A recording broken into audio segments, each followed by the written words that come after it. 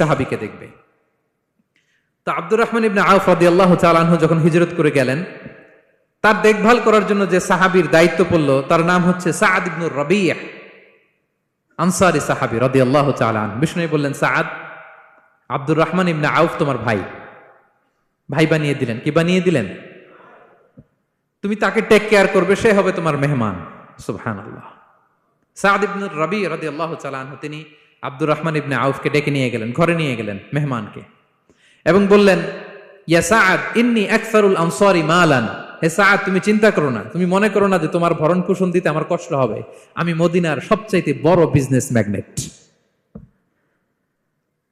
সবচাইতে বড় business magnate আমি। No tension, don't worry about it. Tension নিও না, আসো, তোমার জন্য আমার কি প্রপোজাল শোনো। ফাআকসিমু লাকা নিসফা মালি, আমার যত সম্পদ আছে আমি অর্ধেক তোমার দিয়ে দিব। সুবহানাল্লাহ। এত আসতে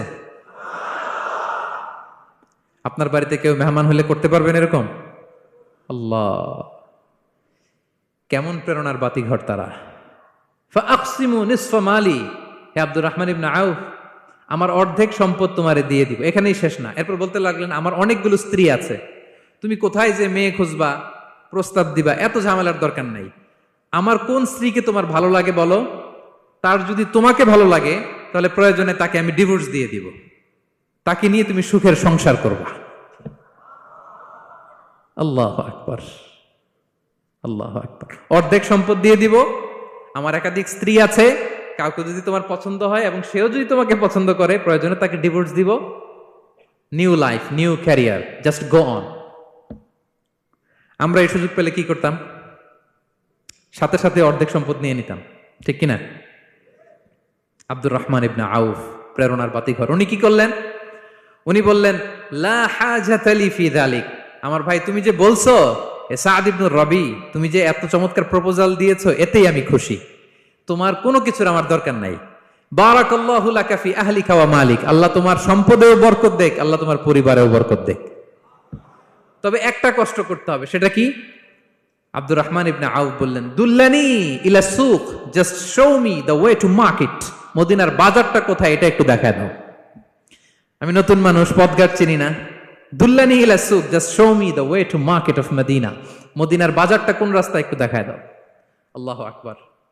সাদ ইবনে রাবি বললেন, এই তো মদিনার বাজার। উনি যে কিছু ঘি কিনলেন, পনির কিনলেন, কিনে বিক্রি করলেন, প্রফিট করলেন। ওই প্রফিট দিয়ে আরো বেশি করে কিনলেন, আবার বিক্রি করলেন, প্রফিট, আবার বিক্রি করলেন, প্রফিট।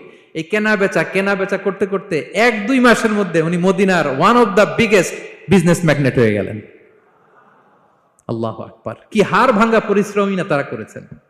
একেবারে রেডি ক্যারিয়ার ছিল, গেলাম সবচেয়ে বড় বিজনেসম্যানের অর্ধেক সম্পত্তি পেয়ে গেলাম। He didn't accept the ready career, rather he made his own path with his own endeavor. নিজের চেষ্টায়, নিজের পরিশ্রমে, নিজের ঘাম ঝরিয়ে নিজের ক্যারিয়ার তৈরি করেছেন। চিল্লায় বলেন ঠিক কিনা? This is the biography of Abdul Rahman ibn Auf radiyallahu ta'ala anhu.